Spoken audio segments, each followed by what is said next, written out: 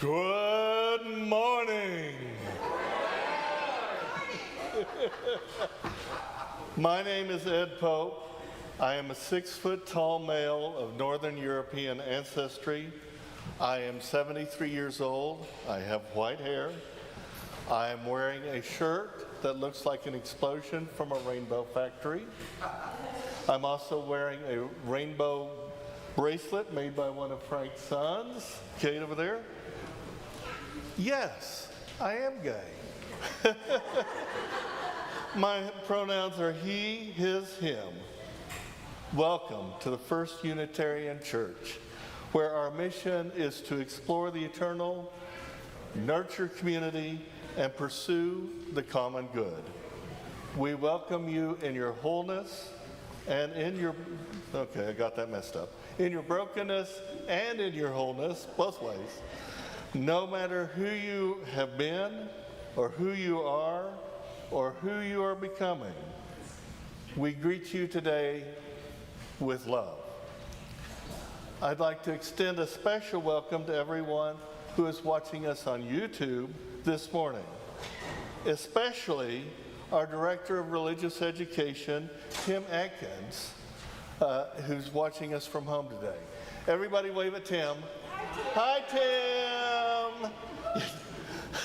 For everyone else, please introduce yourself in the comments and let us know where you're joining us from. If you're in Oklahoma City, what neighborhood you are in, or if you're elsewhere, what city are you in?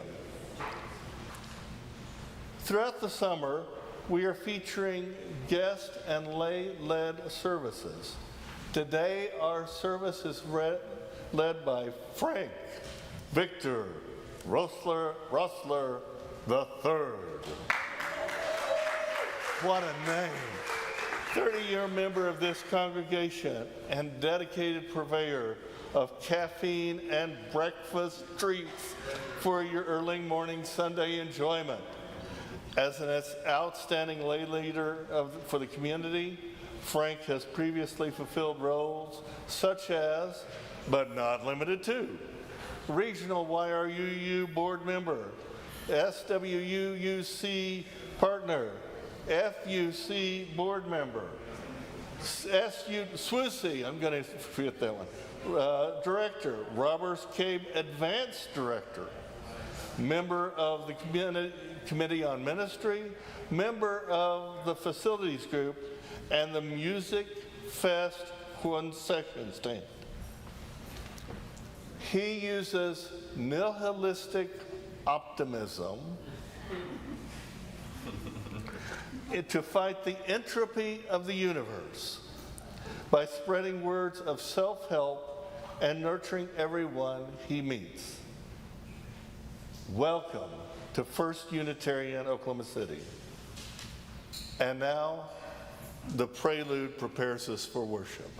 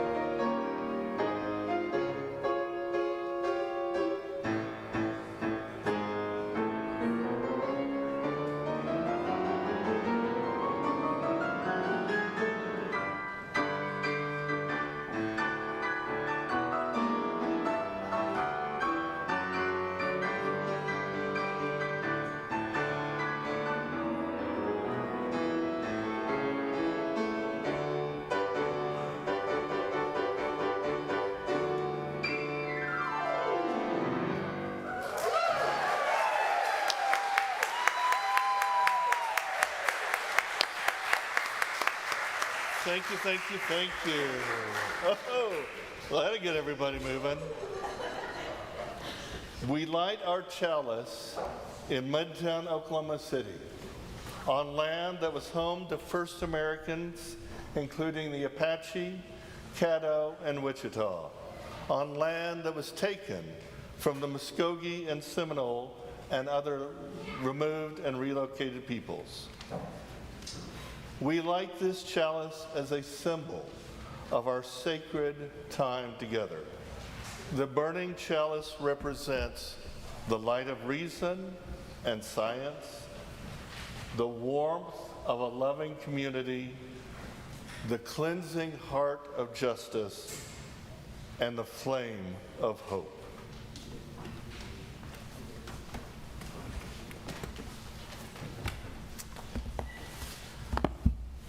Good morning. And thank you again, Ed, for the warm welcome this morning as well. I really appreciate it, and I appreciate you all here in attendance today. Welcome again. My name is Frank Victor Rossler III. I'm a 6-foot-tall Caucasian cisgender male with strawberry blonde but graying hair and baby blue eyes, wearing the most dapper clothes I can on this dapper day. For many of you, this service will be a bit different. For the rest of you, it will be like riding a bicycle all over again. Explicit warning, the service tends to be a little bit more traditional and on the traditional side of religious, and a little bit more with more unfamiliar words like the uppercase God or references to Scripture. Mind you, we're still going to have a lot of fun today as well. Rest assured, many of these references in today's services are references to a past we share, all connected by different experiences. We join together today in worship to express our individuality and that part of us that makes us human. Please open your hymnal to reading number 441, a call and response reading as we gather this day to worship together.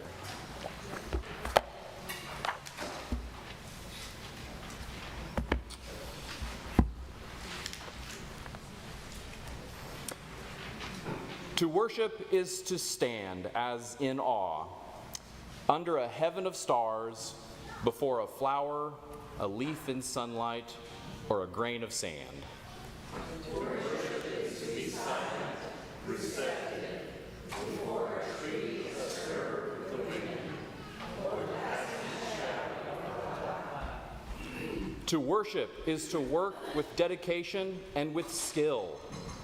It is to pause from work and to listen to a strain of music. To worship is to sing with the singing beauty of the earth. It is to listen through a storm to the still small voice within. Worship is a loneliness-seeking communion. It is a thirsty land crying out for rain. Worship is tender fire within our hearts. It moves through deeds of kindness and through acts of love. Worship is the mystery within us, reaching out to the mystery beyond. It is an inarticulate silence yearning to speak. It is the window of the moment, open to the sky of the eternal. And now for our opening hymn, America the Beautiful.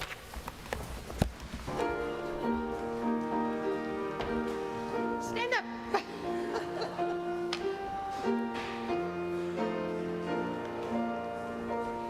Oh, beautiful, more spacious skies, o'er rainbow waves of gray, o'er purple mountains, majesties, above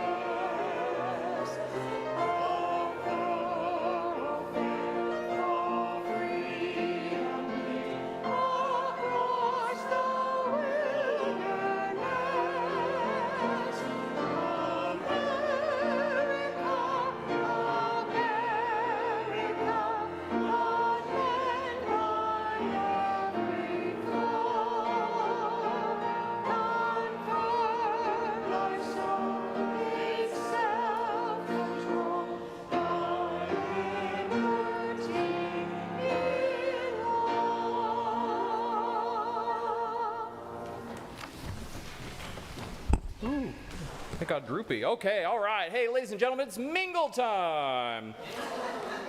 This is one of my favorite parts of the service because it gets us out of the service and allows us to communicate and connect with each other in a little bit more of a personal connection here. So anyways, we're bringing back our tradition of sharing the welcome. Take the next couple of minutes to greet your neighbors sitting around you, preferably someone you did not come with. If you're joining us today online, get a conversation going in our chat. If you're here in person, please respect the people and boundaries around COVID if they wish to remain masked. When you hear the dove call, please prepare for the service.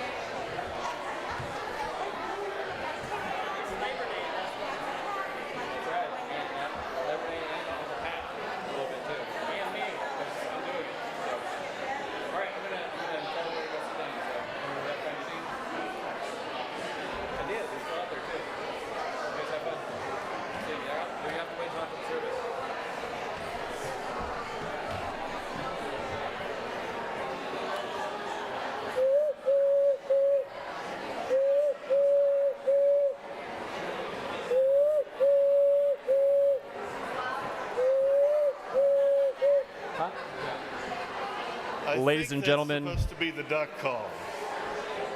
if you'd like to find your seat again.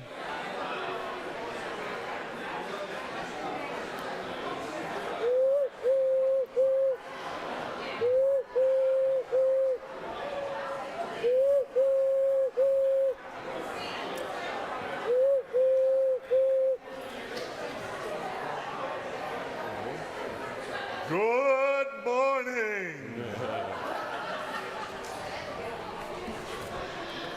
I don't get to use that voice very often. It's a good phrase. Every Sunday, we take an offering.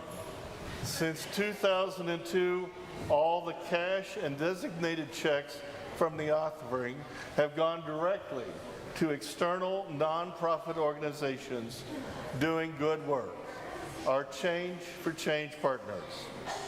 For the month of September, our Change for Change recipient is CASA of Oklahoma City. CASA stands for Court Appointed Special Advocates.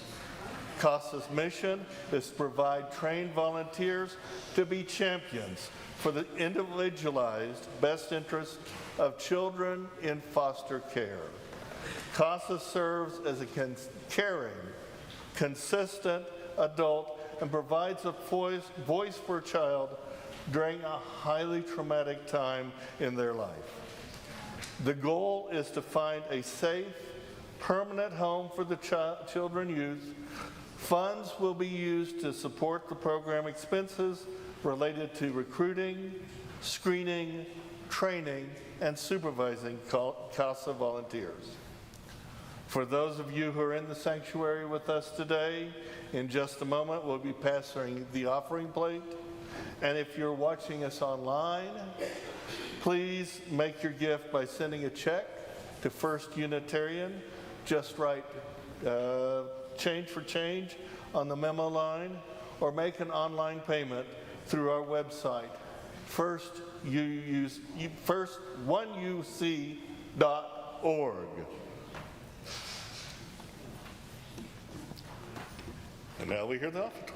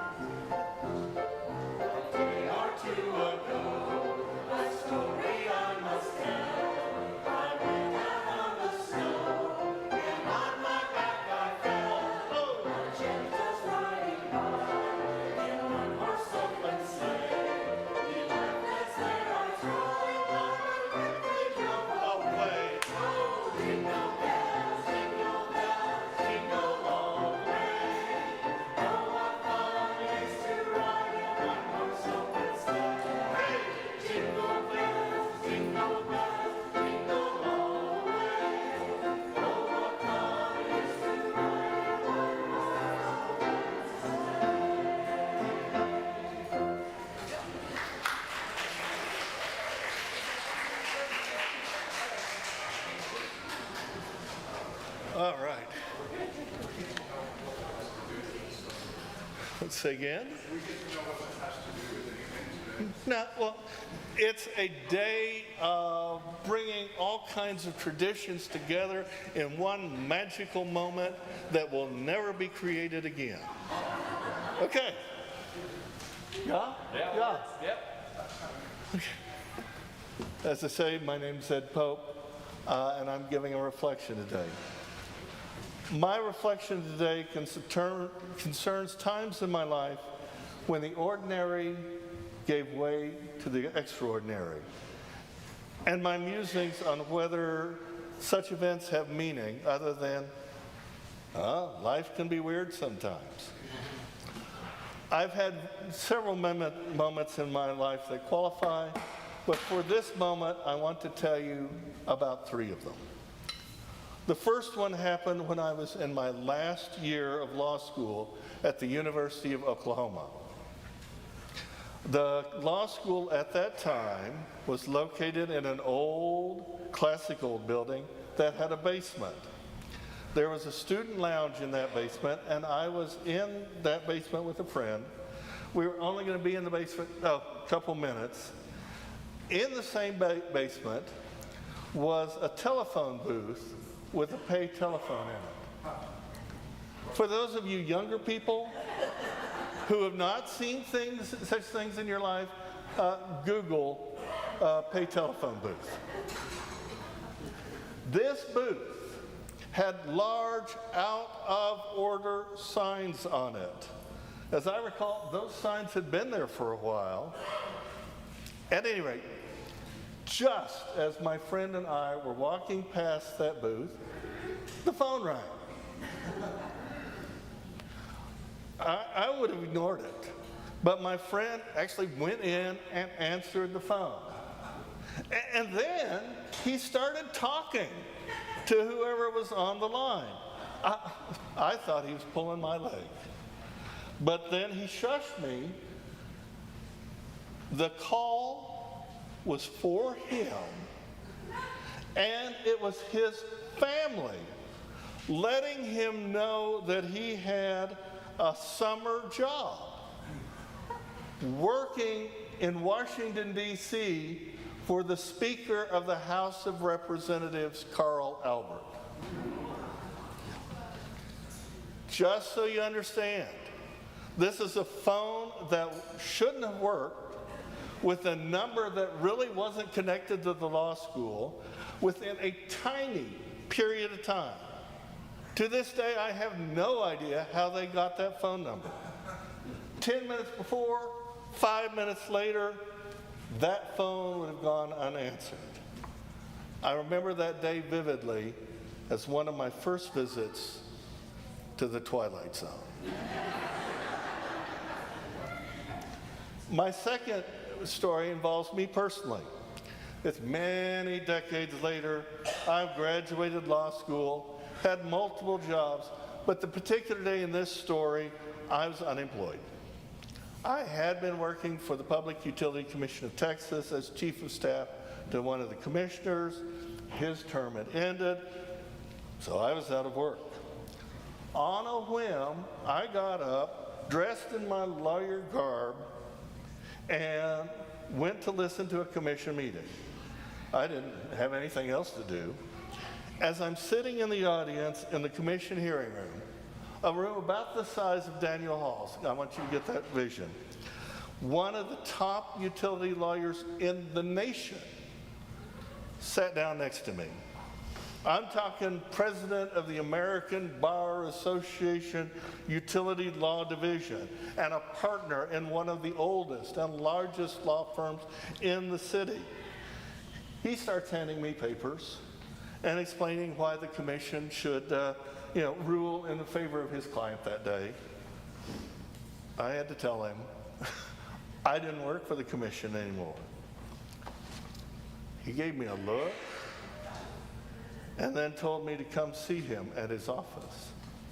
As it turns out, his firm hired me a couple weeks later, and then a couple weeks after that, a major client came to the firm, and I got to work for that client for several years. Once again, sheer serendipity that I was at that meeting on that day and got a job that I don't think I would have ever gotten if I'd applied at that law firm. The third story is kind of similar. It's now many more years later. I've left the major law firm and I'm on my own. My husband and I wanted to go see a movie. And we had just missed one showing. So we went to eat dinner near the theater. It was still an hour to the next showing, but I decided to walk in, get our tickets anyway. As I'm walking in, I saw a friend of mine walking out. He had just become managing partner of his law firm. He asked what I was doing. I told him I was soloing. You can guess the rest. I got hired to help him on special projects. Not a full-time job, but enough to keep me going. This encounter, 1 minute either way, my going in, his coming out, we would have missed each other. Utterly, completely random chance with life-changing consequences. I'm sure some of my traditional religious friends would say these encounters were the work of angels. My Buddhist friends would say karma. My Jedi friends would say the force is strong in this one. The scientific among you would say coincidence, serendipity, synchronicity. The human brain's need to see patterns. I've been thinking about these events and the other encounters in my life with the extraordinary a lot this year. Earlier this year, I was very frustrated, trying to handle the situation and trying to figure out why was I having to handle it. It came to me. This is your assignment. That resonated with me. I saw the last 5 years of my life in a whole new light. It was my assignment to be my husband's caretaker when he got cancer and then got COVID. It was my assignment to take care of my father-in-law as he had all the challenges of being 93. It was my assignment to find the cemetery and the funeral home and the casket for my husband, and then turn around and do the same thing for my father-in-law. That makes sense to me. Of course, now I'm working on assigned by who or what? I think this church is the perfect place to work on this question. I'll let you know if I figure anything out. Now, enjoy the Labor Day singers. If you want to change your life, come join the choir.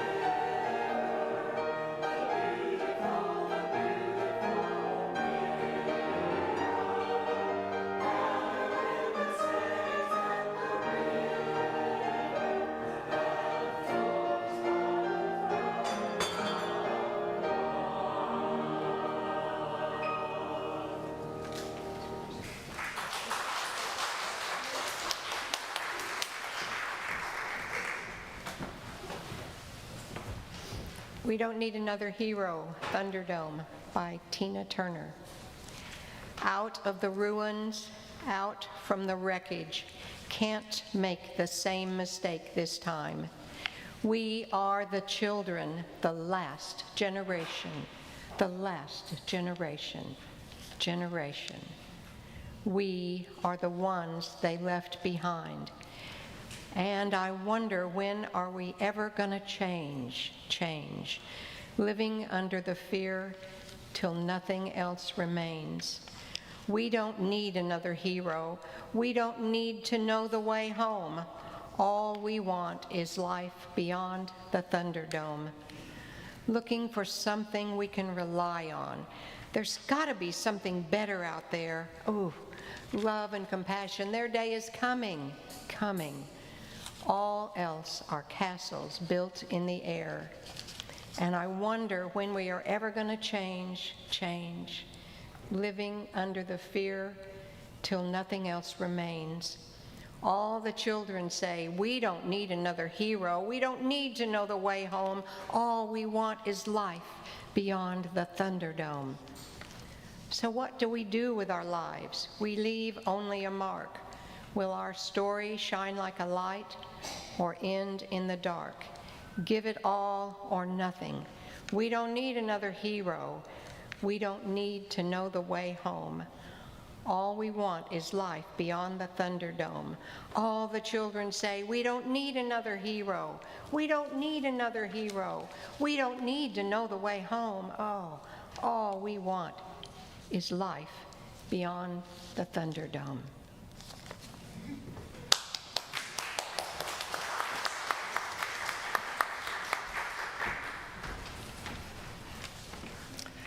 Hello, my name is Sandra Flansburgh, and my pronouns are she, her, and hers. I'm a white woman of a certain age. Today, for our prayer and meditation, we're going to do a responsive reading. So if you would open your hymnal to 567, please read along and out loud. I want to be with people who submerge in the task.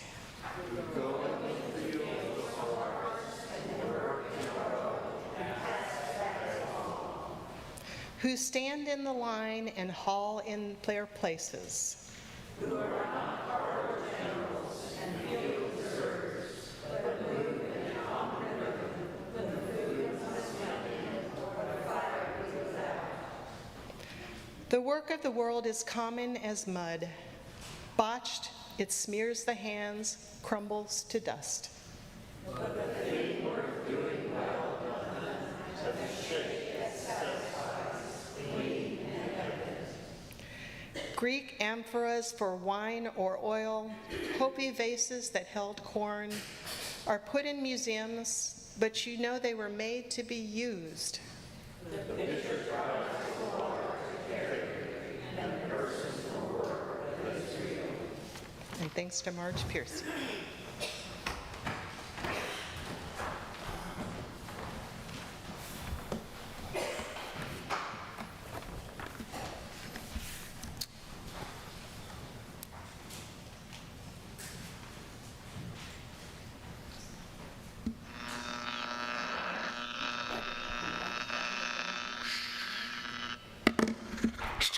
Good morning, Oklahoma City, and happy Labor Day Sunday. You're currently listening to K1CUC and broadcast station affiliate of the partner voice for the First Unitarian Church of Oklahoma City, broadcasting to all 26 corners of the local metro and adjacent communities. Stay tuned to find out how you can you can spread the word of positive change. And kids, don't forget to tune in Thursday evenings with your K1UC Civil Action Ready decoder ring to unlock the secret message from our sponsor, Ovaltine, a nutritious and delicious breakfast in a meal in a glass, and found at your local TG&Y grocery store.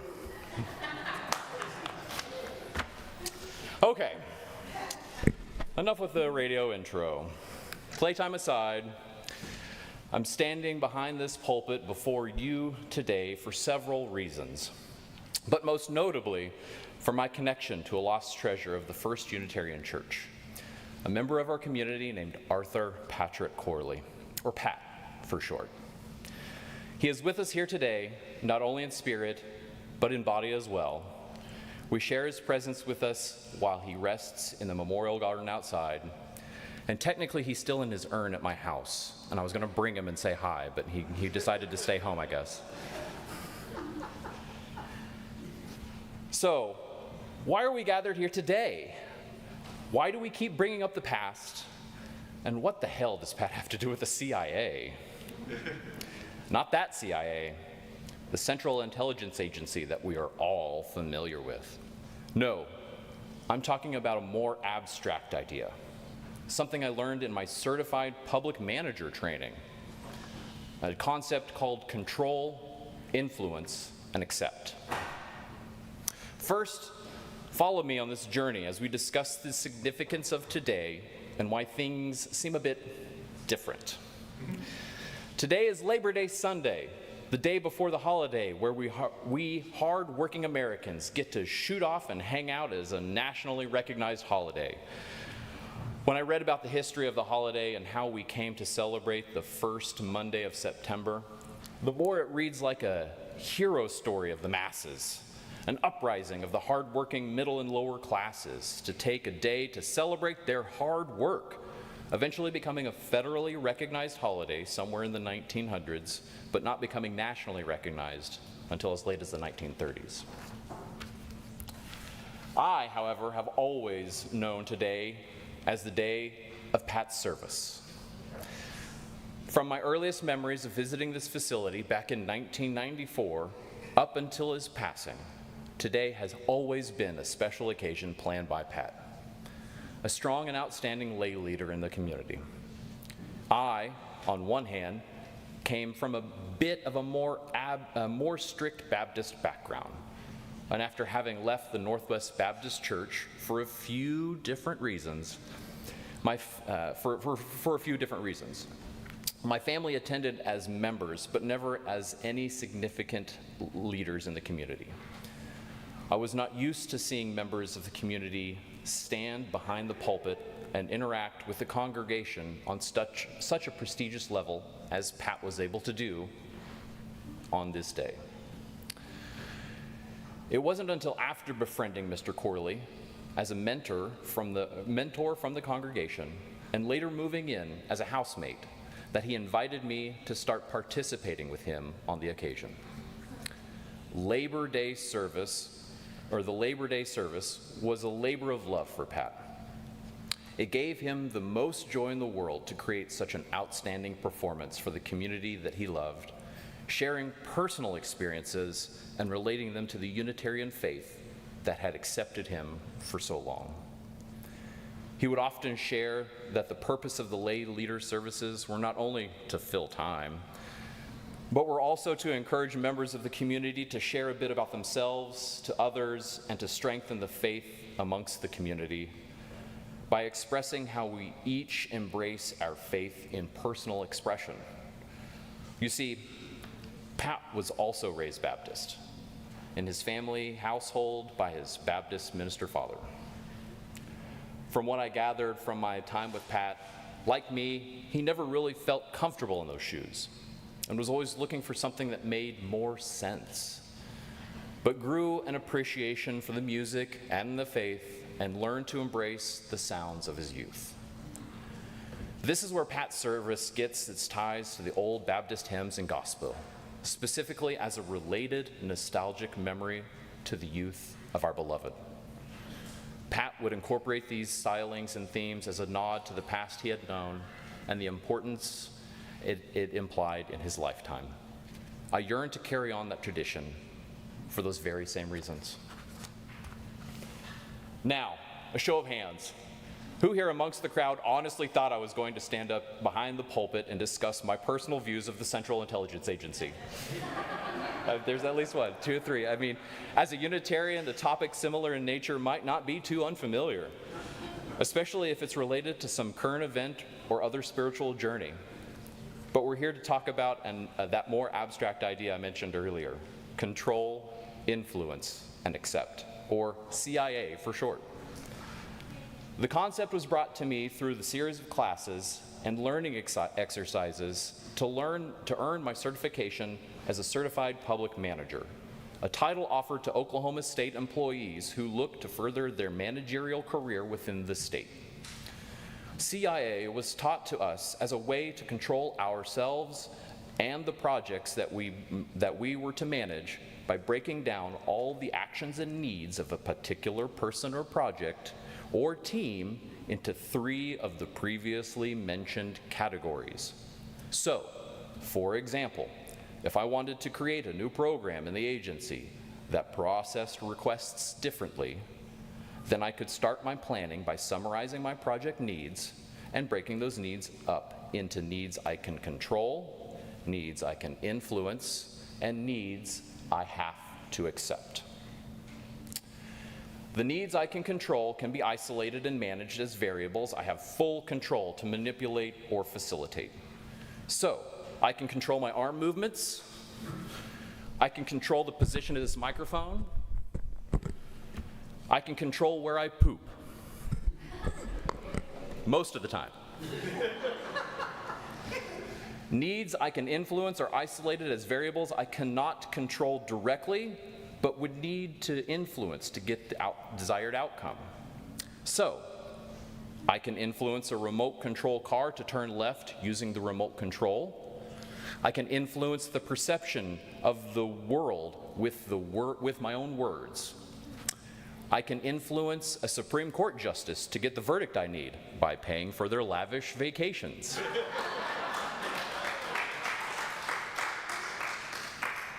Lastly, needs I can accept are isolated as variables I cannot control at all. So, I have to accept the laws of physics. I have to accept the choices of others. And eventually, I'm going to have to accept the idea that my best friend is really still gone from this world, and I really won't ever get to see him for that very last time. This is the part where I think, as humans, we can use this idea, this concept, to not only learn how to accept the world around us and the outcomes we cannot control, but also to help communicate and connect with others, to help understand the actions we see, and to help remove the clouded judgment of cognitive dissonance and personal bias. When I observe the world around me, I'm not only asking myself what I can CIA, but also what others cannot CIA, what they cannot control, what they cannot influence, or what they cannot accept. That creates the choices or outcomes for that individual. When I ask these questions, either out loud or in my own head, I find myself looking past the many layers of that personal bias and observing a more human side of the choices that were made. Earlier I had mentioned that Pat would incorporate personal stylings and themes as a nod to the past he had known and the importance it implied in his lifetime. As he once shared with us the memories and lessons of his past, I yearn to do the same. I learned from Pat that I need to control the way I see the world, I need to influence others for a more positive outcome, and I need to accept the rest of life in motion. Many of my memories include moments when others shared memories of their past, but my memories are not of their past, but memories of my time with that person.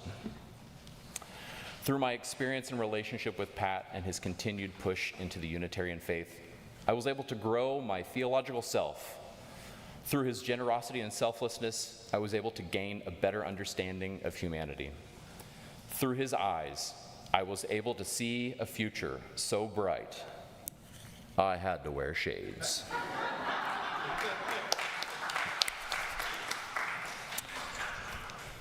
Okay, folks, that's our program for today. You've been listening to K1's UC, a broadcast station affiliate and partner voice of the First Unitarian Church of Oklahoma City, broadcasting to all 26 corners of the local metro and adjacent communities. Remember, everyone, always fight cultural entropy and optimistic nihilism, and stay tuned for a message from our sponsor, Montgomery Ward's. Buy a fully stocked, two-story American craftsman-style home designed by Frank Lloyd Wright himself, flat packed and shipped to you, ready for assembly. Labor sold separately.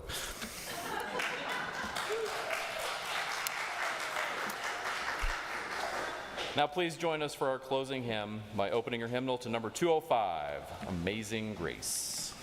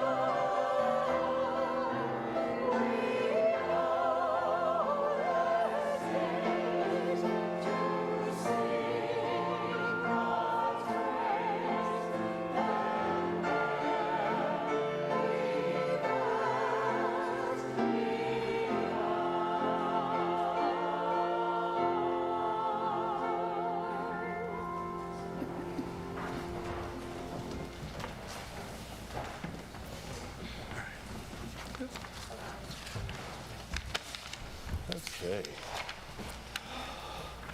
We're going to extinguish the chalice now, Cade. Yes, there he goes. Notice that it's a younger Mr. Rossler who is helping us extinguish our chalice. We extinguish our chalice flame, but not the light of love and community which burns in our hearts.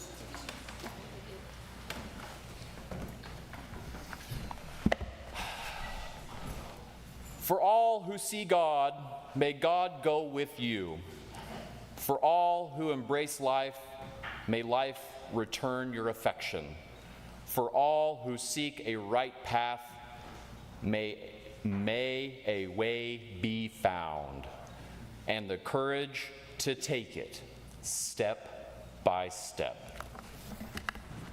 Thank you very much, ladies and gentlemen.